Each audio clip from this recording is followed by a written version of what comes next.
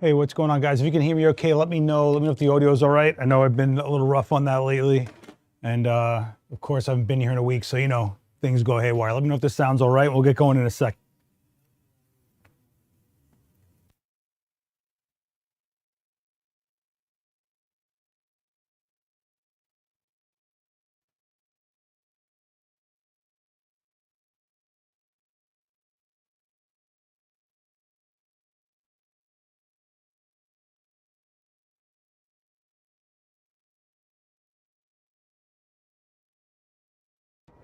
All right. All right, let's just jump into this. I have no real set thing for today as usual, because that's how these streams go. You know how it is. What's going on, Ian, Ramo, Rick? What's going on, everyone? Is that you? Shutterbuggy, I know that name. Hold on. All right. If you guys are ready to jump in this, just type a bunch of readies in the chat. Sorry, like you have no idea. I didn't have internet 5 seconds ago, so things are going to get a little weird on this one. But what is a live stream without a lot of problems, right? That's what you guys tune in for. All right, let's get going on this. Yeah, I just got back from Japan, and boy, do we got a lot to talk about. All right. I got one ready. That's all I got in this chat. You guys are killing me. Killing me. 17 of you guys so far. I know it's a weird one. It's a different time of day. I'm squeezing this one in. Let's just get this popping. So, boom, and hey, what's going on, everyone? Welcome. This is the Adorama event space, 42 West 18th Street. I'm Seth Miranda. Welcome. This is live view. I try to go live any Monday I'm available. I was in Japan for the week, not available. And I was at Imaging a couple weeks before that, not available. And in another week, WPPI in Vegas, I won't be available. So this is one I wanted to squeeze in here, plus next week. Don't forget tomorrow, 5 p.m. Eastern, coming out of this event space, JC from Westcott's gonna be here shooting live for you guys. So I do have the Westcott lights here. We're not gonna get into that today, I don't think. If we do, I mean, obviously I'll get into it if we got it. Of course, I got Quinn with me. We love Quinn, always dressed for the occasion. She's amazing, we love her. How am I feeling? I'm pretty worn out, not gonna lie to you guys. I think you still hear my voice is messed up. I did have kind of a back injury on my way going to Japan, so that was fun. But I actually just got out of the chiropractor now, found out it's a sprain. Hey, you know, they throw confetti, they go, it's a sprain. You know, it's kind of like a gender reveal birthday cake, except, you know, they just tell you what's wrong with you. So yeah, we were in Japan for Sigma. And if you guys are at all nerds and into any of this stuff, you know Sigma had a monster announcement. They had 2 lenses and a camera body, which I have here right now. The camera is the BF from Sigma. We're gonna break that down. Don't forget there's the 300 to 600 f4 zoom lens, which is mind-blowing for what they were able to put out for the price they put it out at. Of course, it's Sony E-mount, L-mount, and I actually shot with that lens. That video will be coming out. I do have shots from that lens that you'll be seeing of some swans and stuff. Yeah, shot some swans, all that stuff. Yeah, the initial video's out. The video from where we were at headquarters, where we were just kind of like, hey, here's all the stuff you need to know or should know about, that video's out. But now you're gonna see videos from all of the product breakdowns, so it's a little more in depth. Of course, there's also just the idea that Sigma went through a rebrand.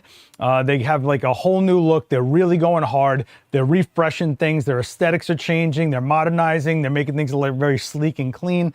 And I actually got to visit the factory and see how they build Sigma lenses, which was very cool. Unfortunately, we were not allowed to film anything, so you just have to take my word that I was there, right? But it was very, very cool to watch how much is hand done, how meticulous it gets, their attention to detail, their dedication to quality. And really the price point being lower on Sigma lenses is mainly because they control the entire process. And that's pretty cool. And it's really amazing to see in a remote area of Japan, Aizu, where this factory is located. It really is an anchor point for the community there, which was very cool to see. And you know, we're talking about Sigma. This is a 2nd generation owned family company, which is nice to see. You guys, let me know what you think in this chat, because I think we've all heard what the Sigma FP is about. What are your initial thoughts on this camera? Have any of you not heard about what this camera is about? The reason I wanted to jump live with it was I think it's more of a discussion kind of camera. I can't tether with it yet.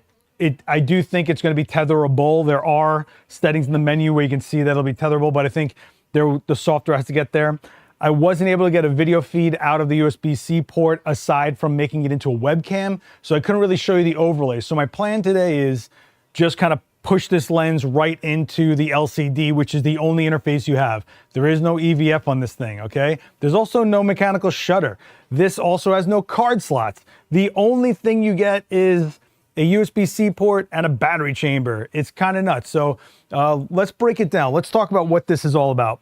This is a solid unibody. This is a piece of aluminum that they mill for 7 hours. And I actually got to see the machines that, do the water jet and just kind of, where CNC machine out the block of aluminum, which is pretty cool. It's just wild that each one of these takes 7 hours. Now, this is a full frame. Look at that, full frame sensor, right? With an L mount. This is a 35 millimeter f2 contemporary series. This is from the contemporary lens. This is from the I series that they reissued with these cameras in both silver and black. Really nice finishes. Obviously, aesthetics were like really what they're focusing on here. I mean, very, very clean, very, very Apple-esque.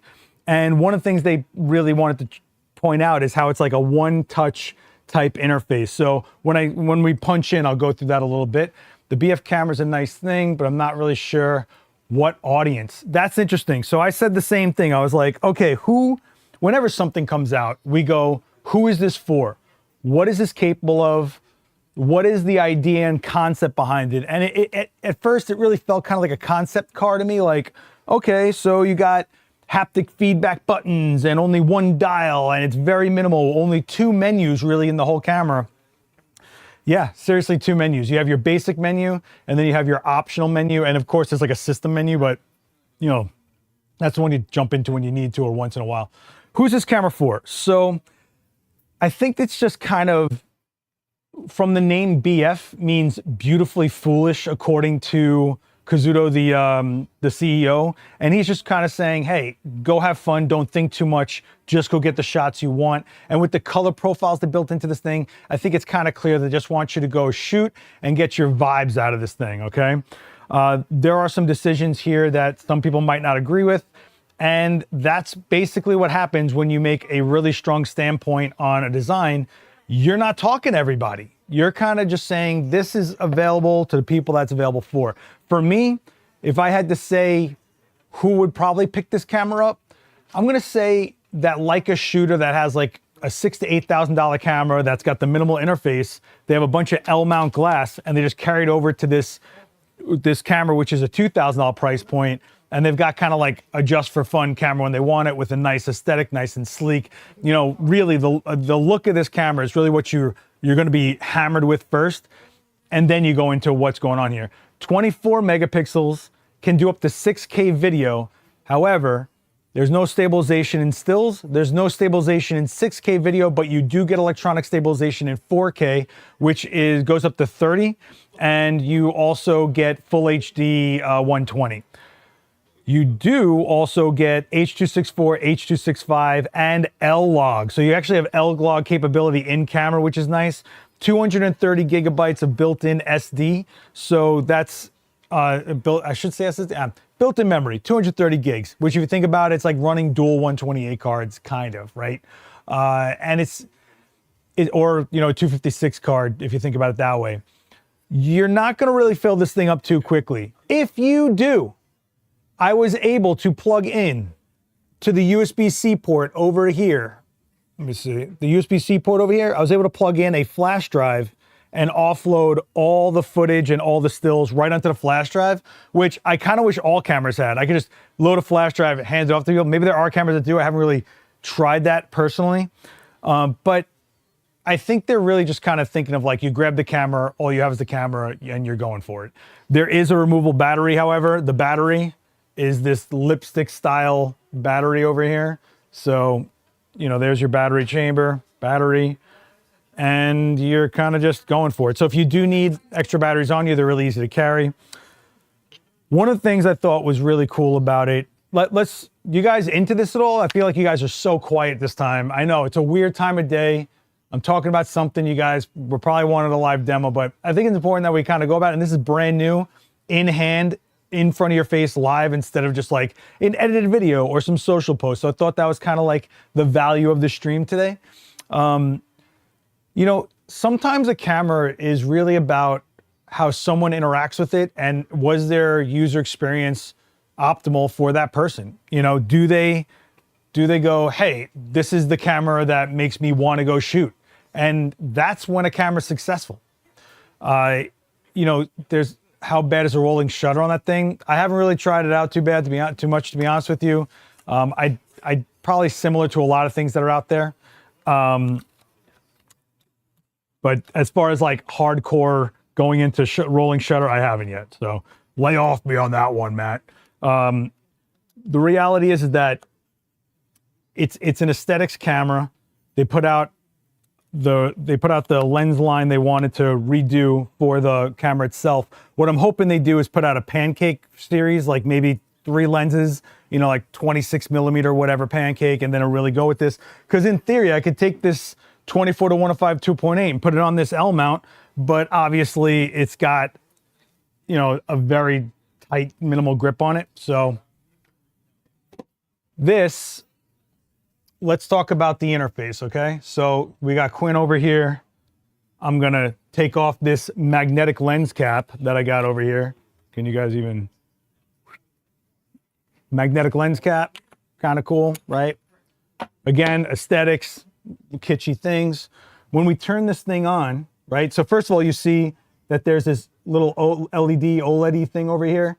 This is gonna be showing you what modes you're in that you're currently changing.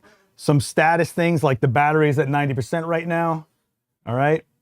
And we're gonna turn this thing on and you're gonna see the new Sigma logo pop up, boom, and we're in it, right? So I can go to Quinn and it'll actually see Quinn's eye. You can actually see, let me see if I can, let's pull Quinn a little bit closer so that, because I'm on a 35 millimeter lens. Let's pull Quinn a little closer, right? Let's do this again. And you can see, oh, is it not gonna focus now? What's going on here? Am I too close? I'm too close. All right, so you can actually see that it grabs her eye really quick, stays with her. The tracking, pretty nice on this thing, but you can see over here, it goes to plus and minus EV when I'm half depressing the shutter. And the reason that's doing that is because I have auto ISO on. So anything that's automated, it's going to give me the ability to basically, let me see. It's going to give me the ability to basically make this darker or brighter on the fly with the plus or minus EV, which is kind of nice, right? Now let's say I take a picture, I can just tap the play button and it goes, and if I let go, it goes back to, look, that's the last shot. I let go, it goes right back to real time. Touch it, shows me the last shot. Release, touch it, shows me the last shot. That's kind of fun and cool. The menus, literally, there's your menus. This is, you know, electronic, all your optional menu. Do you want grid lines? Do you want a level on and off, you know? If I push this middle button inside the dial, this is the menu for all operations as far as like getting to my shutter speed or, you know, there's my f-stop. I'm gonna open the f-stop up, but actually I'm gonna open it up to f4. You got your shutter speed. I feel like this is not staying focused on this stream for some reason. Let me put this lens on manual. Tap it here, put it on manual. So now shutter speed, aperture, EV comp, right? EV comp, ISO, your color profiles. If I tap that, you can do whatever you want to do as far as vignettes, fades, shadows, highlights, look effects, and you can put out how drastic you want it on there as well. You've got the auto white balance up here. So you see how it has like in this corner, do you see how it says like rich, calm, powder blue, gold? This is giving you basically different looks on the fly. All right. Up here, you've got your AFS, AFC for your autofocus, your aspect ratio, DNG plus JPEG or JPEG, whatever, up to 8 frames a second motor drive over here in this menu setting over here. And then you're just going for it however you want, right? Touch the screen to focus wherever you want. And you're off, right? So that's basically what's going on here. That's pretty much it, you know. This if you notice up here, when I rotate through it, it's going through whatever I would find in the menu and be able to roll through it, right? So whatever menu I'm in, if it's in aspect ratio over here and I roll through it, that's how I'm changing my aspect ratio, right? And you can tap it left to right so it becomes a cursor. And you know, that's kind of where we're at. It's very, very streamlined and simplified, right? So I'm going to put it back onto, this is on monochrome, 709, cine, gold, calm, rich. I feel like I'm out of focus this whole time, but hopefully this isn't a complete disaster for you guys. So you guys kind of get the idea of the interface.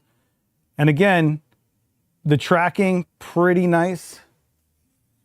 You know, it recognizes Quinn's face. It stays with Quinn, stays on her eyeball pretty nicely. Woo! Click, push, and you can see like, you know, we're in there, okay? So that was just a quick like, hey, here's the back of this camera for you guys. Don't get me wrong. Why no EVF, no OVF, no hot shoe? Why not an iPhone? Well, for one, you can put whatever lens you want on and get an actual lens look. 2, it's a full frame sensor, not a tiny phone sensor that's doing a bunch of computational stuff to give you like waxy skin, weird color. I mean, we do more to kind of get this phone to stop doing whatever the phone does than let the phone do what it's going to do, right? So look, again, if someone has a bunch of L glass or wants to start growing a lens kit and have just like a small body, I kind of get it, right? You know, is this for everyone? No, again, not for everyone, especially when you go for a very bold design. I mean, this is it. This is it. In fact, you don't even put a strap on it. You put more of a leash on it because there's no strap on both sides. It's just this for the leash. Like it's not trying to tell you something it's not. It's being what it is, you know? For somebody with the money, it's better quality than iPhone. Photos, easy to use. Pancake, great. Is there any internet integration? I didn't find any. I didn't find any wireless yet in it. Who knows? I don't even know if it has a Wi-Fi chip in there or is there firmware. Also, don't forget, this is not final firmware. This is a pre-released model. So I don't even want to speak to what is in here and what's not in here because there might be things that change later on. I mean, this, just so you have an idea, we've been surprised by a lot of things with this camera. It has things like false color for video. If you guys know what false color is, it basically looks like a thermal map, and anything, the warmer the color is, like red means the more it's clipping the highlights, the cooler tone, the more it's leaning towards your shadows, and which is a very, very strange thing to just have out of nowhere. It's an idea, it's a concept. It's them going, hey, this is not our FP. This is your, let's have a camera that stands out. Let's have a camera that they find doesn't get you lost in controls, and let's get you shooting pretty much, you know? Ron is saying, this is a beautiful camera, but I wish I had a faster sensor. It seems like more of a limited edition to an FP than its own model. I could see where you get that, absolutely. The FP, I feel was a camera that was basically, here's a box with a sensor, build it out. That was kind of my impression on the FP. You know, it wasn't too popular, but I don't think Sigma's ever put out a camera where that they were expecting to be like a wildfire out there. They put out the cameras they want to put out. If you're into it, you're into it. But they've been a legacy brand for lenses forever. You know, they've been around for so long, and they've been doing a great job in the last, like, I'm going to say like the last maybe 20 years, 15 years, they've really been pushing up their game on the lenses. And now they're just kind of like, hey, let's try some camera game, you know? A good way to get into the L mount before dropping big on Leica. You could look at it that way. And that's why I think this is a camera that if you're someone that's already in a minimalized interface system like Leica, and you've already spent money like 6, 8, 10 grand on Leica, you've got L mount glass. A $2,000 full frame sidearm ain't so hard to come by, right? Like this isn't too hard to grasp for you. It's also something you could just hand to someone and they just shoot. They're not going, how do you have your thing set up? What's the autofocus? No, like you're just shooting. You're just shooting. That's probably one of the things I found the most advantageous about it. If I had some extra cash flow, I'd get one, throw in a bag for a few day trips. It's minimalistic and doesn't attract too much attention. See, I think it does attract attention. That's interesting that you say that. I feel that this absolutely attracts all types of attention to me. It's just like this. Every time we were out with it, people were looking at it. Or I was at CP Plus, and yeah, there's a bunch of photo nerds there, and they know what they're looking at, but they're all like, "Oh, can I see it?" Blah, blah, blah, blah, blah. Why do I feel like this is all over the place? There we go. What just happened here? There we go. All right. So it's an interesting move. It's an interesting camera. I think what you're getting with this is just you pick it up and you're not going to question where you're at in settings, what someone left it at, how do I? No, you're just doing. I think that's kind of what it is. We're dealing with generations of kids that might never touch cameras. Don't forget that. There's kids that all they do is grab their parents' iPad and take pictures and tap and tap and tap, and that's all they're doing. So maybe it's a generational thing. I don't know. Interesting though. And look, it gives us stuff to think about, and it gives another point of view to an industry that's been making, let's see, grip here, lens here, like we've been seeing the same things over and over again. So I appreciate going another way, you know? Probably feels to those who use their cell phones want something else, a bit interchangeable lenses, I guess. Don't underestimate being able to select your lens and the look of the lens and what you want out of the shot from the lens. You know what I'm saying? So going from something like a 90 millimeter to a 24 and being able to do that with an actual designated lens for a look, not fake bokeh, not simulated portrait look, but actually getting that look, or just the feeling that you have a camera on you. You know, when you have your phone on you, you're just like, it's kind of throwaway feeling. When you have a camera on you, you're more like in it. You're using this tool. It sounds so hokey, and I get it, but that's kind of something I really subscribe to is, look, for example, the new Fujifilm Evo Wide came out, right? I did the video for it over on the main channel.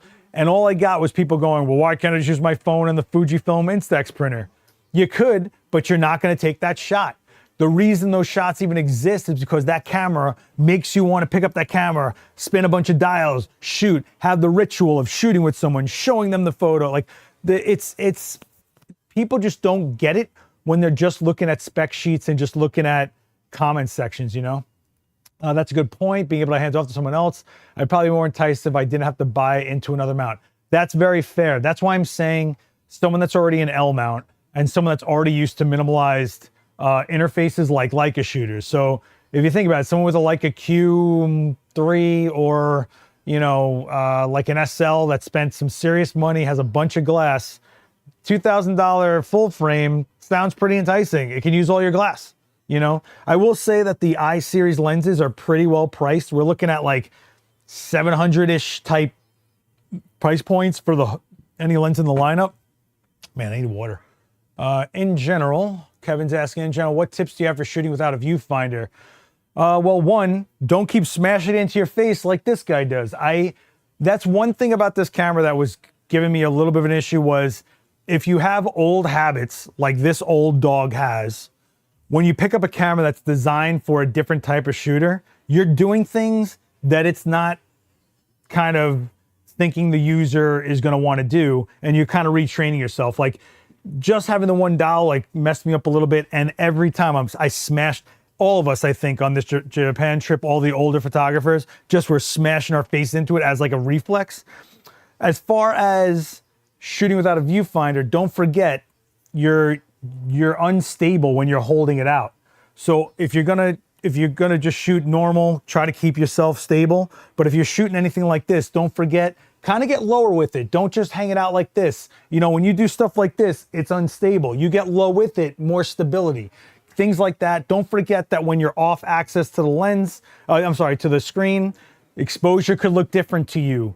You could not be seeing the edges of your frame properly, and you might see things cut off or something like that. So keep in mind that you might think you got that shot, then look at it and go, what? Because you weren't at the same axis of your own personal eyes staring at that screen. It's interesting that it has a fixed screen. Maybe I would have liked an articulating screen. If I don't have an EVF, give me every other thing else on top of it. But I do respect the idea that it's a unibody. Like their whole thing was, no, there's nothing to flip and flop and break off from this. There's no 10 tons of ports and little doors, and there's none of that, right? They really like, here's a block of aluminum with a camera in it. They stuck by their guns on it, you know? You're creating an image, not just taking it.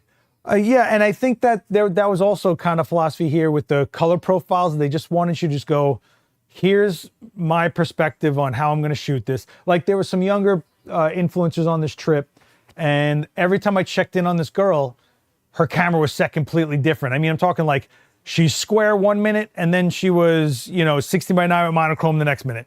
And then she was doing all warm tone, and then, but that's the mode she was in. And to me, that's similar to the mindset I get into when I tether and I'm color grading in real time. So for example, if I'm shooting black and white in a studio, I'm shooting for the grade that I'm shooting for within that tether. And I think that's the mentality she had, just in a way more in-hand way rather than thinking commercially like I do. Like it was kind of cool to watch people interact with this differently and their take on it for sure. But I think they could have also just made this an APS-C or a 1-inch sensor and tried to get you guys some sort of, B variant to a camera that already exists out there from other brands that are super popular. I'll just put it like that. It's interesting, right? So again, not for everyone. I am curious about do you guys want to put this 24-105 on there and see how that does? I'm kind of curious. It's on this, what do I got here? An S5 2X. So, any questions, guys? Are you guys with me on this one? I know, it's like, I just wanted to jump on here live. Again, this is we're just hanging out, right? That's kind of what the stream's about. Let me take Quinn, put her over here.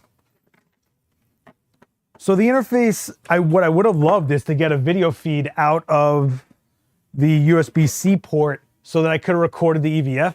That would have been awesome. Oh no, there's no EVF. If you shoot 16:9, can you revert to 1/1? Do you mean whatever you're shooting it to is the aspect ratio you shoot it to? I haven't seen the raw files as far as aspect ratio goes, because the raw files are DNG.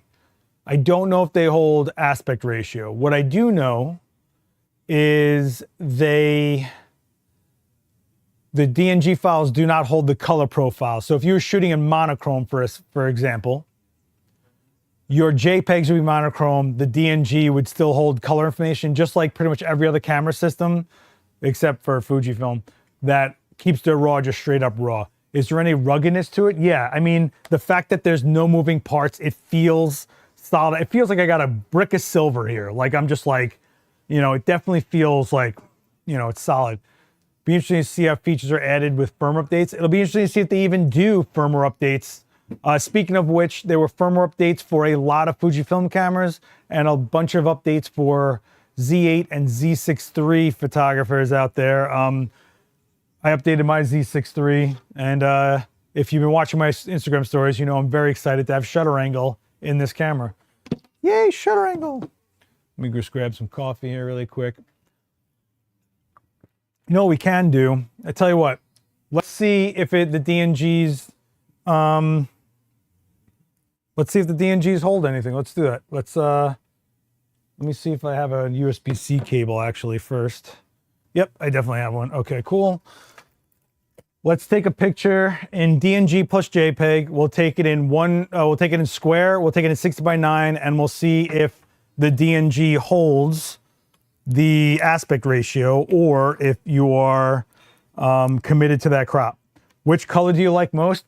I think the black looks pretty sleek. I also think the black might like age cool, meaning it gets dinged up, because the front of this, I don't know if you guys can see this, but the front is like knurled. So I keep thinking like maybe there will be some kind of like wear in there so silver starts peeking through. I don't know.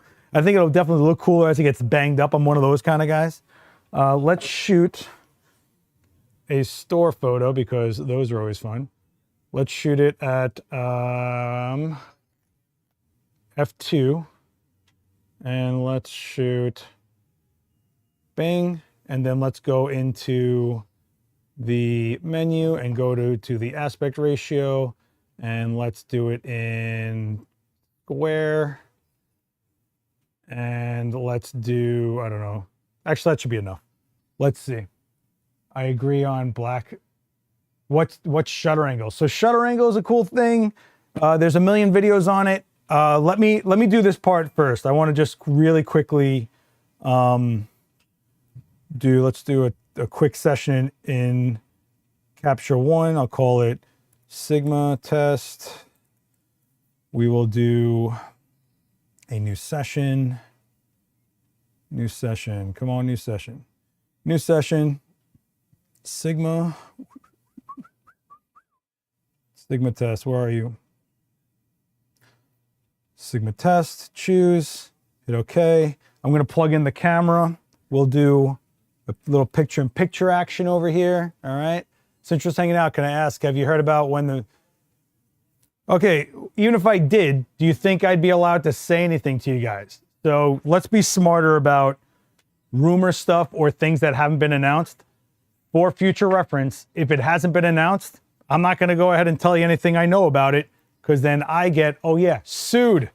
All right, so right now it's asking me if I want to select mass storage. I'm going to say yes. I'm going to go to import, and from the Sigma BF, no unique images. What? I just shot a couple. That can't be right. Let me try this again. Dun, dun, dun. So when you plug in a USB-C cable to this, it'll ask you if you want to be a streaming video, meaning you want to make it into webcam, or do you want it to be mass storage? I hit mass storage. I don't know why it's not seeing anything from this. Oh, there we go. All right, so here's where are the images I just shot. Okay, so this is... Yeah, so the DNG does not hold. Yeah, it doesn't. The DNG doesn't hold it, guys. So I just shot this. I just shot this, this, and yeah, so the DNG does not hold the aspect ratio, but the JPEG definitely does. So let's import these 10 because I was shooting probably at 8 frames a second like a schmuck. Import them. What is happening? File not found. Is this prototype craziness that I'm going through right now? I think it's prototype craziness I'm going through right now. So, oh no, it did import them. I'm looking at it right now. Look at that. Okay, that could be prototype bugs, and it could also be Capture One not really talking too well, but this is what I shot just now in the store. And that's the, yeah, so this is the JPEG square. This is the DNG of that square. So it does not maintain the aspect ratio. So raw file DNG is just that. Whatever is the most, meaning whatever the color is, whatever the aspect ratio is, whatever is its straight up standard off the sensor is what your DNG is, as expected, right? If you shoot monochrome, that means your JPEG will be monochrome, but your DNG will be full color. However, this is how it is with RAW files and JPEG on almost every brand except for Fujifilm. Fujifilm, when using Capture One, does hold your film profiles on there. So this is ISO 250 at f2. That's what I'm looking at.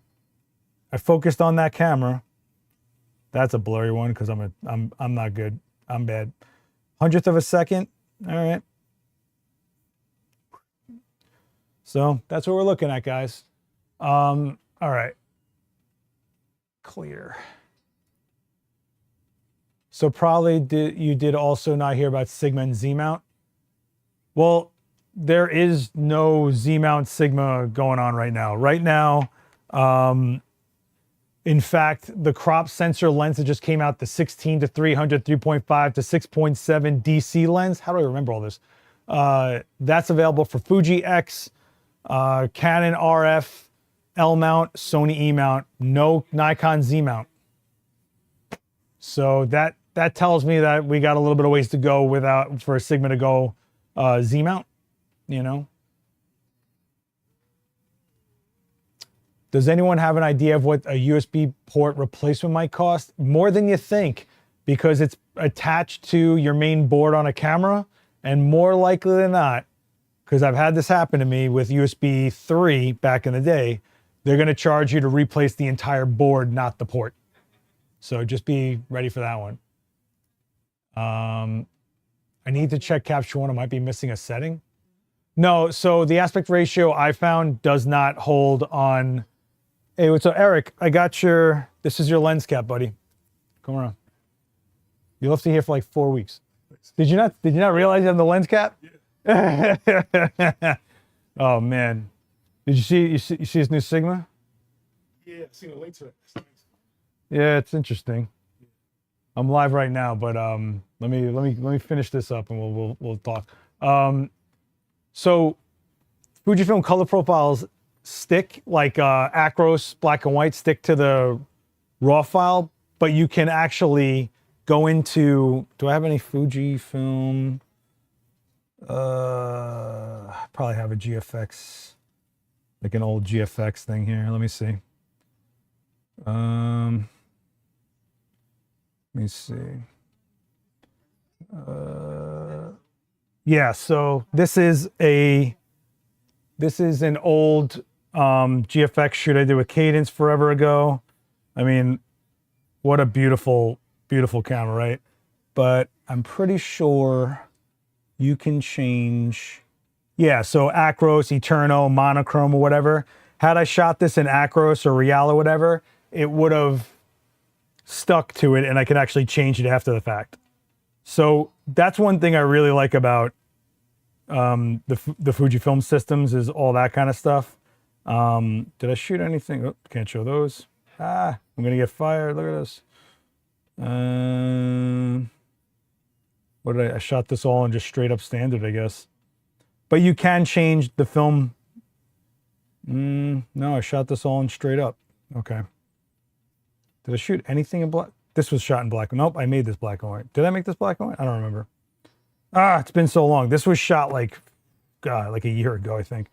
But yeah, you can actually change your film simulations after the fact because they adhere to the RAW file, which is pretty cool. I kind of wish more camera companies adhered whatever profile you're setting your cameras to the RAW so that you can then take it off after the fact. I do think though, like Canon and Nikon, you can go into Capture One and find the profile you shot the JPEG with.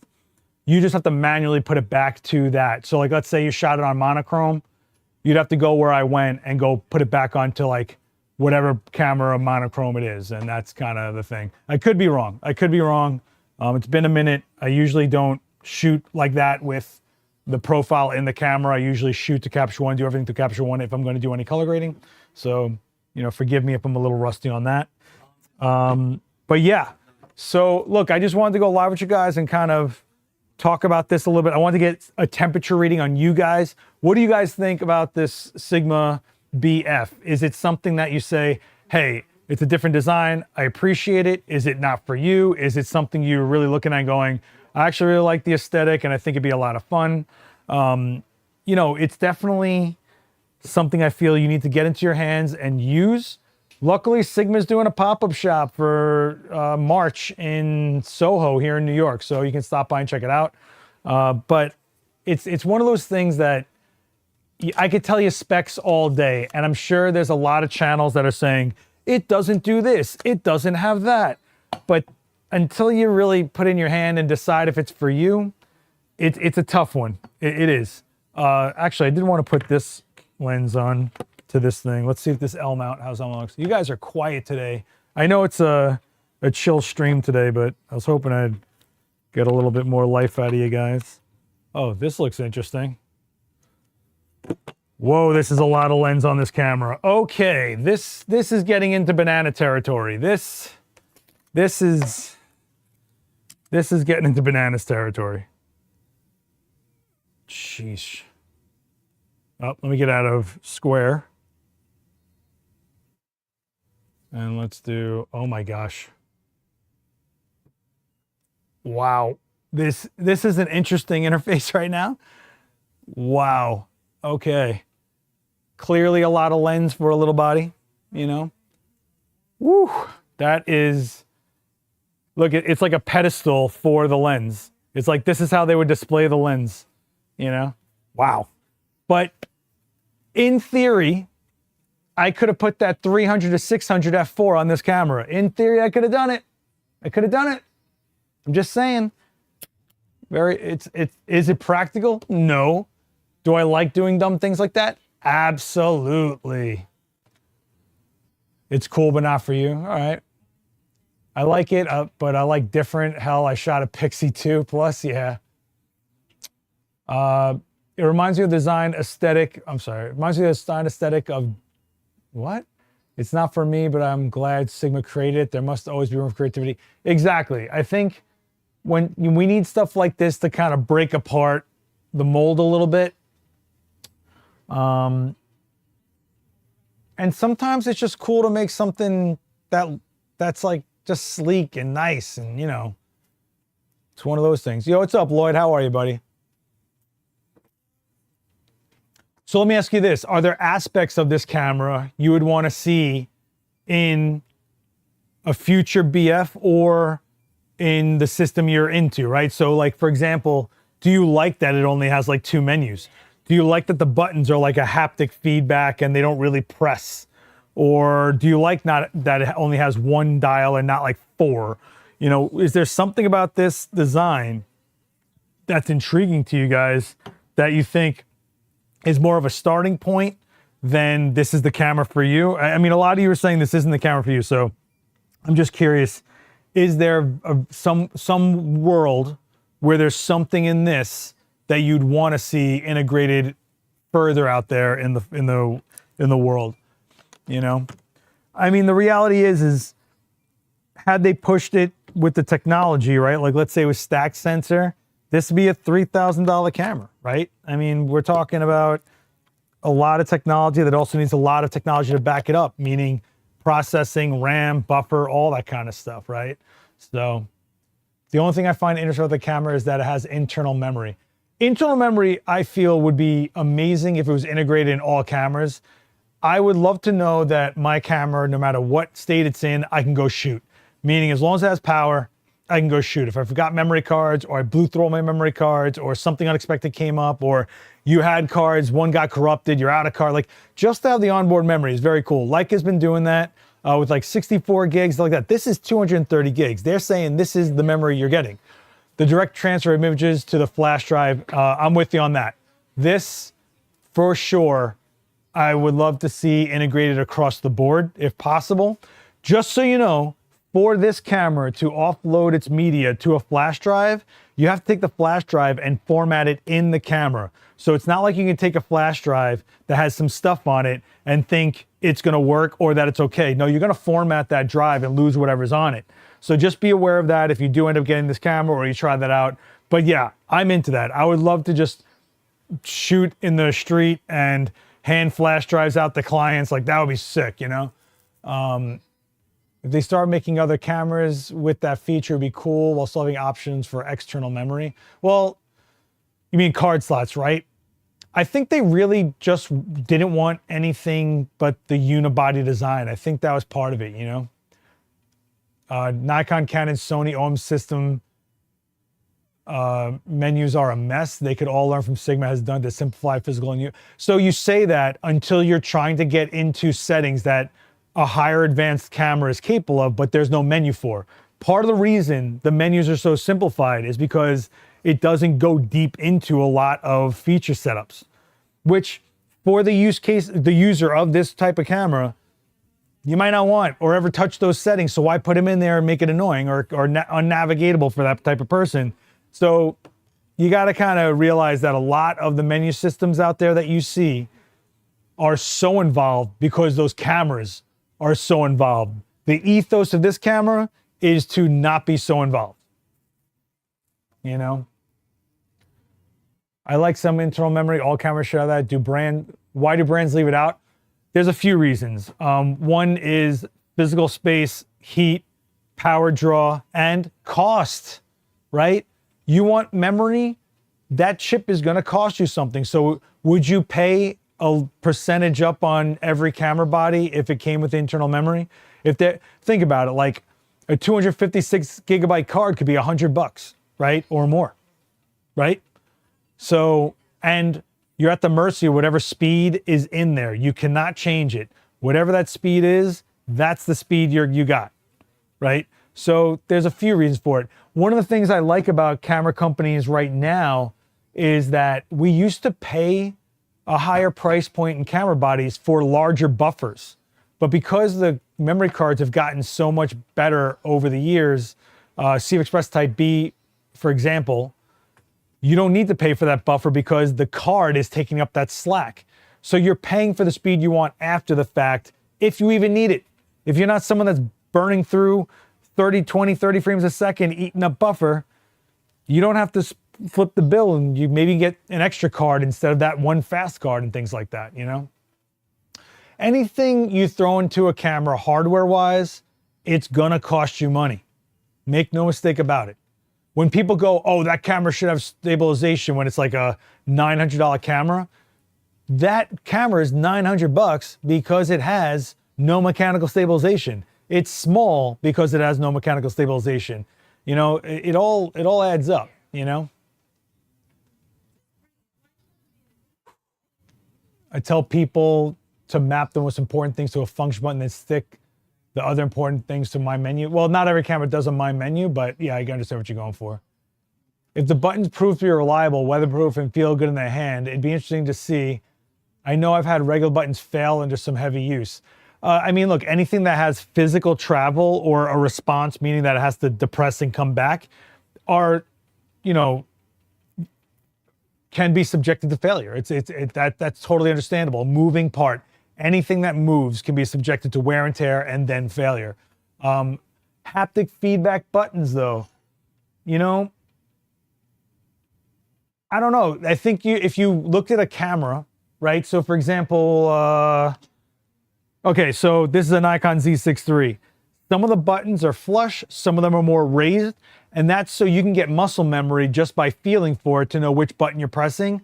That goes a long way. Like, the record button's always sticking out higher than any other button next to the shutter. And that's so you understand without looking after a while when you're used to your system, what button does what. I mean, some buttons on systems have like little raised dots on them. Some have slash marks. You know, there's all sorts of things that you probably don't realize go into your camera. Like if you look at whatever, I don't care what camera it is, Canon, Sony, Fujifilm, whatever. If you look at the buttons, this is from years and years of R&D and making cameras. You'll see that they've done weird little things that you don't even notice to the buttons so that you can navigate it without even looking sometimes.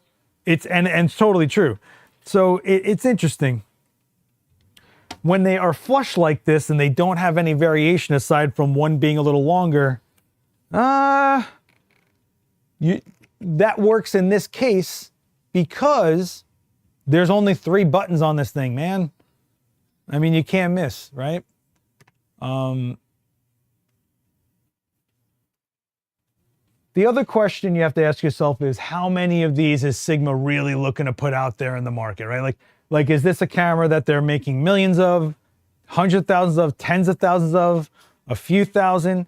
Is this going to be a camera that we look back on as a stamp in history of, you know, Sigma puts out very interesting stuff. They had the Quattros back in the day. They talked about Foveon sensors. The FP was a very interesting, you know, release for sure. Is this going to be more of a benchmark in design than anything else, you know? Next thing someone needs to release is going to be a bodiless lens where the sensor memory is just inside the lens with a shutter button on the side. You know, I think the Lytro was that camera. If you look that up, Lytro, I think that's what it was called, was kind of that camera, actually. You know, it's just, so let me ask you this, guys. Are we trying to reinvent the wheel? Is that what's happening? Right? Are we just over here looking at cameras and going, what can we mess with? Because if you notice, we just keep getting these black boxes with a grip on the side, a lens that sticks out, a screen that flips some direction, an EVF that sticks out. Like at some point, where's the identity on the camera, right? This is saying something. This is saying we wanted to do a unibody. We wanted to be small. We wanted to be angular. We wanted to be sleek, smooth. We wanted to put grip here. We wanted to, it's saying a bunch of things, man. And to be honest with you, I kind of commend them for being like, this is the camera we want to make. We know everyone's chasing this. We know everyone's telling you got to do that. How many more cameras do you need to be listed as vlogging? I gotta give them props on that. Say what you will about what is some kind of design choice that's for or not for you. But there's somebody that's going, this is sleek. In fact, a lot of people that aren't hardcore photographers that I know, for example, Bob Wolf, the legendary Bob Wolf from Wolf Den, I was texting him as soon as he saw me post this online. He was like, I want that. He just thinks it looks cool. He likes the idea of it, you know?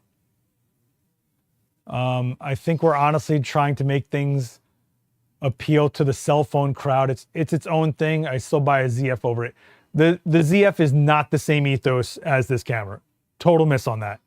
Is this a response to cell phones? Possibly, yeah, right? I mean, unibody, it's just this. Big screen, touch, only a couple buttons, like the original iPhone with the home button that was not even a button, it was haptic.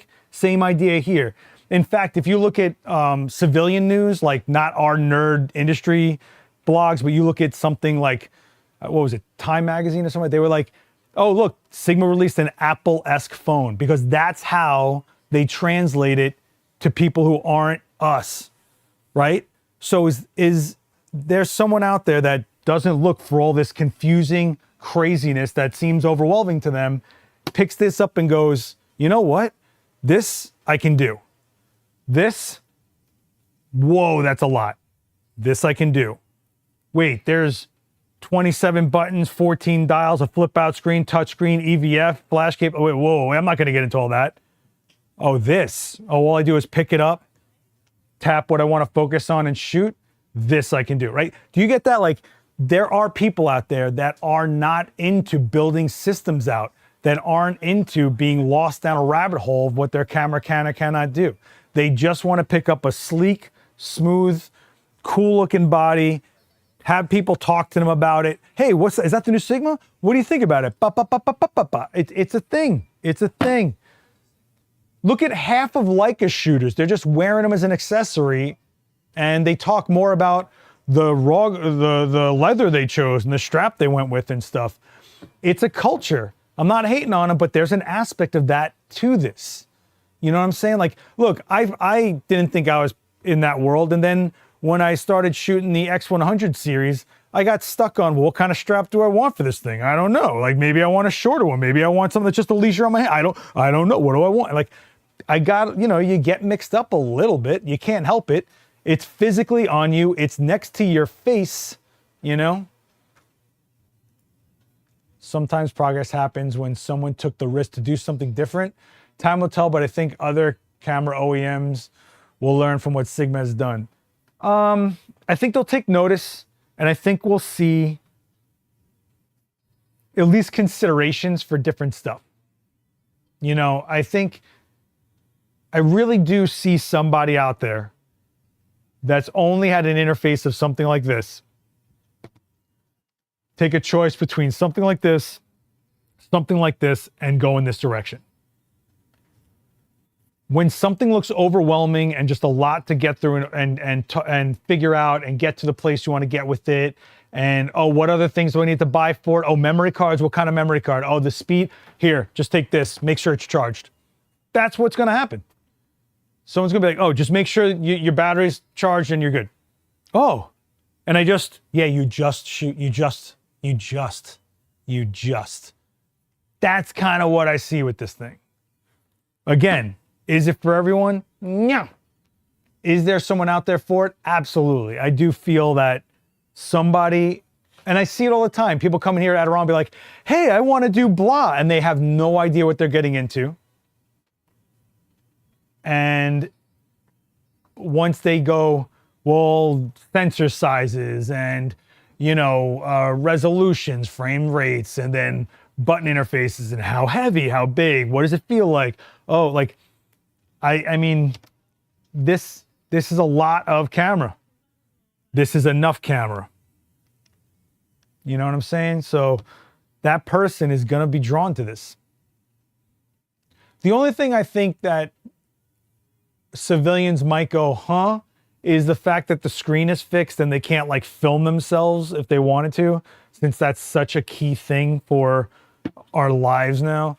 But I don't know, man. Look how much we've been talking about it.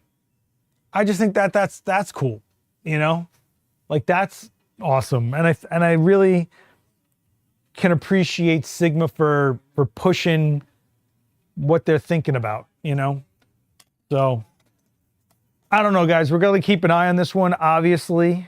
Our video will be coming out soon enough. You'll probably see the 300 to 600 millimeter video before this video. I'm not sure. We're still a lot going on. And I'm gearing up for WPI. Don't forget, Adorama will be at WPI.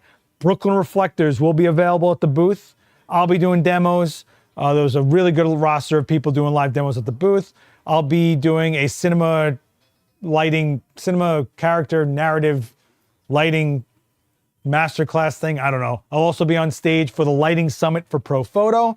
And I'll also be doing an appearance on Nikon stage. So it's going to be a busy one in Vegas. Hopefully you guys are going. If you guys are, let me know if you guys are going to be at WPPI in Vegas in a couple weeks. I can see a lot of experienced users just wanting something similar. Thank the current options to just, wow, I can't read you guys, to just go shoot and document. This is why I like shooting film. It keeps things simple and focused. For me, shooting film isn't about simple and focused. To me, shooting film is the aesthetic of the shot. You have a saturation point, you have a grain structure, you have a more of a feel of shooting, not looking at what you just shot, that kind of a thing. It's a different type of workflow, but it's also a completely different result for a few reasons. But yeah, like I have cameras that are stripped down that make me want to go shoot. And to me, that is invaluable. Glad you're on today. Sorry. No, it's okay, Heidi. Don't worry about that.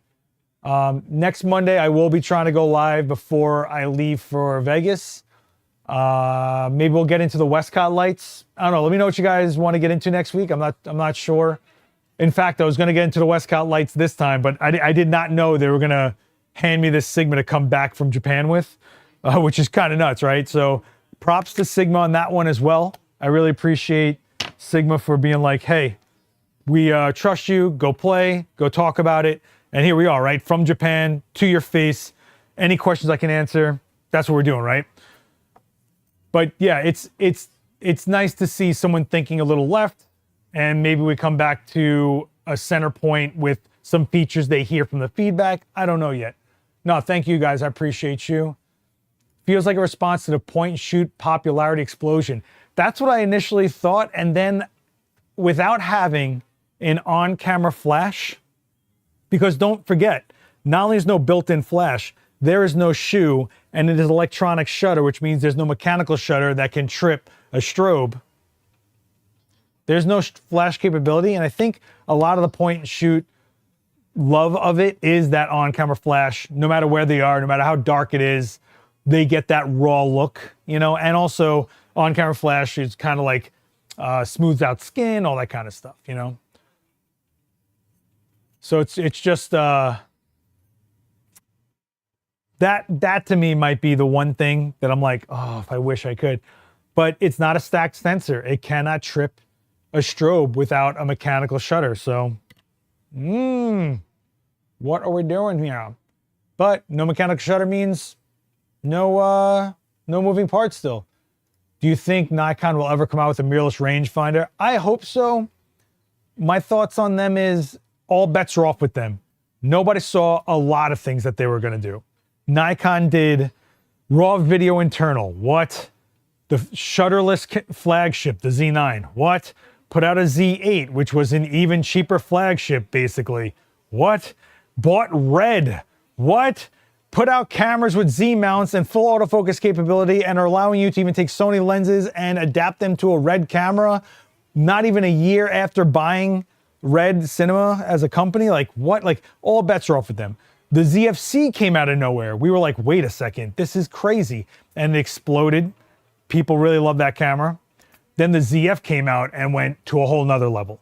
Like you just can't, Nikon, the funnest thing to me about Nikon is like all bets are off with them and you just can't predict what they're gonna do. And it's so fun to be in that system.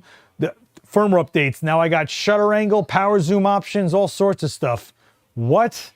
You know, it's just awesome. It's just awesome. I really know I sound like a fanboy, but they've just been doing such cool things and things that aren't typical and keep you guessing and you go, wait, what? They also drive you crazy when you've been asking for something for like a million years and you still haven't seen it. Will they do a rangefinder? I think they've heard a lot of feedback about it. I think they've seen success with the ZF. I think it just gets to a point where what point in the Z system do they feel they can put R&D into something like that might not be a massive seller for them, but will be well received and can even fit in the marketplace at the time they release it, right? So I don't know. I really don't know. If there was a Nikon Z mount option, I'd buy a Sigma BF. Really? That's the breaking point for you, is that it's L mount? What if you get an L mount to Z adapter? Would that work for you? Could that be enough for you? I don't know. Have you seen the screwdriver autofocus mount Z mount adapter? I've seen it. It's also not the first one that's been out there, to be honest with you. I don't know how well it works. And that's the deciding factor for me. Believe me, I have a few D drive lenses that I'll never get rid of. One being this 14mm 2.8 that has been with me since the beginning of my career. And I love that lens. And if I have to manually focus it, so be it. But maybe if I get my hands on that, I don't know. Man, my throat is killing me. Where are we at? I can't believe, I'm sorry we did this one so late. I wish I could have done this earlier in the day. I just wanted to talk about this camera and kind of see what your thoughts are. Is Sigma put a lot of things on Z mount currently? I'd care more about what they do. That's not fair because they do a lot and they can only do so much with the licenses they have, right? So they've supported Sony users heavily. L mount Lumix S52X, the S1R2 just came out. All that L mount glass goes for it, you know. Of course, slapping it on a Sigma, slapping a Sigma on a Leica, right? So, I'm glad, Heidi, and thank you for joining me here. I appreciate you guys. Remember, this channel is. Oh, wait a second. Wait a second. Can we get a rain of emotes in the chat? I don't even know if we can do that on YouTube anymore. We passed 10,000 subscribers on this channel, guys. We did it. Thank you, Eric. I got one guy clapping. There we go. 10,000. 10,000. Come on, guys. We thought it was a myth. We have 1.4 million on the main channel. We're going to get there in this. No, we're not. I'm very happy we got to 10,000. You guys are part of that. And the more this channel grows, the more speed it gets, the more resources I can get to do cool things for you guys. The more brands recognize it, the more we get, right? And props to Sigma for recognizing that and letting me do this, right? So yeah, we're in it. We are in it for 10,000 subscribers finally. And hopefully we're up to 100,000. I want to see a silver plaque mounted on this wall, kids. So we just got to get 10 times the subscribers. That's it. Just 10 times. 10 times it. Thank you guys. Thank you. Appreciate you. Appreciate you.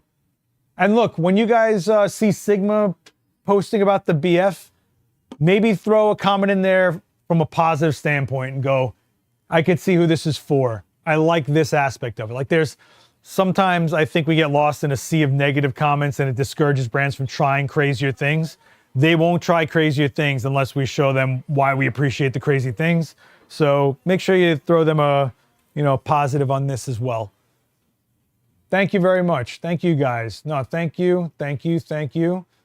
You guys did this. You guys are part of this. The 10,000 is you guys. We cannot do this unless you are there. We can't do this unless you show up to this event space, and we definitely can't do this unless you subscribe and stick with it. This is all free content, free resources, free information, free education. And we're doing the best we can for you guys. I know I've been killing myself like crazy for you. And it's very cool to see you guys come back at the trade shows or come up to us in the event space and let us know what the channels have been doing for you. It means a lot. The comments mean a lot. Brands see this stuff. All the stuff that we get first looks at and things like that. This is because the brands see the value in what you guys are engaging back with. Thanks, Heidi. I appreciate you very much. Thank you so much. Wish I had water and not coffee. I'll tell you that right now. Yeah, this is I don't like this time slot. This kind of sucks, huh, guys? 3 o'clock kind of sucks. Right, Maury? 12 o'clock was way better. The reason I couldn't get here at 12 is I popped my back getting to Japan, and I had to go get a chiropractor to snap me back in place this morning. So look at me. Look at me. I can move. I can move again. Turns out I have a sprained ligament on my left SI something, on the left side of my back, which sucks. Thanks, Lucas. Appreciate you. Deborah, you're the best. I appreciate you. I always see you in the chat. All you guys that make a point of coming back is how things grow. It's you guys that build a rapport, that support each other, that know what you shoot, what each other shoot with, what issues you've been having, helping each other with, back and forth, troubleshooting with each other, Bring Daniel any day. Daniel's never going to show up on a Monday. You will never see Daniel on a Monday.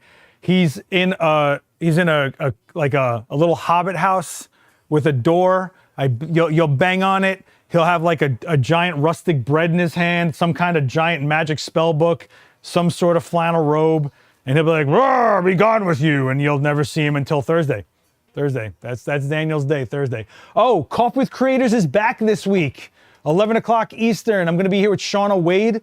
Very cool woman. Make sure you check it out. 11 o'clock Eastern on the main channel. And after that is Omar. Is it Omar? Omar Robles, who's an amazing dance photographer, Leica photographer. And tomorrow, 5 p.m. on this channel, JC Carey from Westcott will be shooting with you guys live. I'll be here teching, but he'll be here showing you guys some lighting techniques. So if you have any questions about Westcott gear, that's the stream. That's the one to hop into. Or if you're in New York, come hang out. For some reason, they've been doing like giveaways at every event. You won like 40 things, Eric. Eric won, I'm not even kidding, won a camera, a Wacom tablet. They've been giving away memory cards. They gave away Pelicans.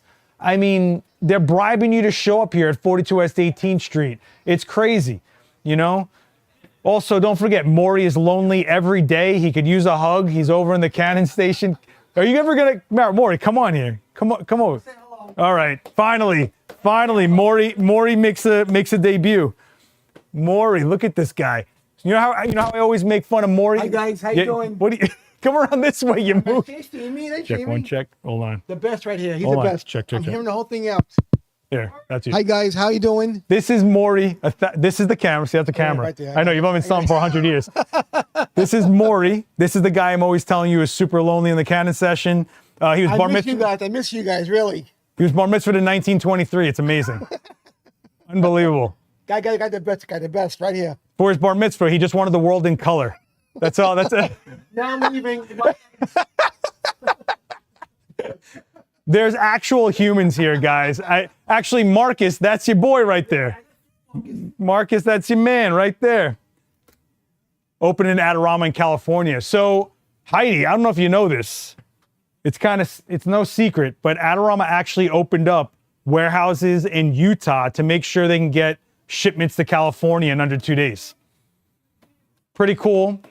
Yeah, so, they're trying. Adorama's a New York homegrown, man. My whole career came through this store. Day one, I was shopping in this store for my film. I was trading things in. When I was on like my momentum streak early on in my career is when I met Daniel. He always made sure I got the right stuff I needed. I used to come in here dragging cases and duffel bags full of gear, driving everybody crazy, I'll definitely check out JC. Yeah, JC's cool people, and if you do shoot Westcott, he'll have the answers for you for anything you're trying to do. But I don't think you guys have any idea how crazy that was that Maury came on live. Maury never wants to come on here, so that was a very special. That's like a luchador taking off his mask. That's really what the level that was at. It's good to see you guys. No, I appreciate you. History being made. Hopefully that's just like, breaks him up a little bit and he can break some ice and I can get him in here a little more. He's hilarious. I love Maury. Maury actually used to own his own electronics store here in New York. I want to say in the 80s. Something like that. And so he's been in this industry for a long time. Yeah. Whew, man. Wow, it's past 4 o'clock. All right. Hopefully this was at all helpful for you guys. I just figured, let's hang out. Let's talk about this. I'm still beat up. I'm still mentally meh. What's coming up? I did the JC. Hopefully I see you guys at WPPI. If you're a Fujifilm shooter or a Nikon shooter, you have firmware updates. Go check them out. All right. You'd be surprised what you guys get as far as bug fixes and new features and stuff. Was I hallucinating or did Westcott products? I have no idea. You got me on that. I was not in Poland. I cannot tell you if there was Westcott in Poland. All right, guys. Believe it or not, I have to go pack more Brooklyn reflectors so that they make it to WPI for you guys because they come with sheets of diffusion and all that stuff. The pizza boxes, they're going to be at WPI. So hopefully you are as well. Go to the Adorama booth, say the secret word falafel, get hooked up, see my girl Teresa. You know how it is. Always easy getting gear from you guys. We just need in-person camera shops. Yeah, I know. Listen, I feel very privileged to be in a place that I can walk into a place, pick up 20 grand in gear to look at it with someone who's knowledgeable next to me and go, all right, I was very fortunate to grow up. I am both. I need to care enough to deal with it. All right, guys, be good to each other. You can follow me here. I'm going to be putting a lot of my WPPI stuff on here and other things that are happening. A lot of videos coming out on the main channel. Don't forget to check out my YouTube channel. All the stuff is here. Basically, just type in that on any social form. You'll find me somewhere, okay? But my own channel's got plenty of tutorials. We'll shoot next week, Monday. I'm gonna go for noon. We're gonna go back to our regular schedule, unless I get hit by a car or something weird. We're doing noon, and then I'm gonna be off from here for WPI. March is a weird one. Also gonna be at Shutterfest, so I'll be there teaching as well. If you guys are going to Shutterfest, make sure you sign up for my classes. This is probably my last Shutterfest. I got to start cutting out a few of these travel dates. They're killing me. So if you're going to Shutterfest and you want to be in my class, this is the last year you're probably going to be able to get into there. Otherwise, I will see you on the next one, guys. Be good to each other. And if you see Sigma post about the BF, say something cool about it. Think about who this is for. Be positive and be like, oh, you can just pick it up and go shoot. I can just hand it to someone, they can go shoot. Kind of a cool thing if you think about it. All right. Later, guys. Be good.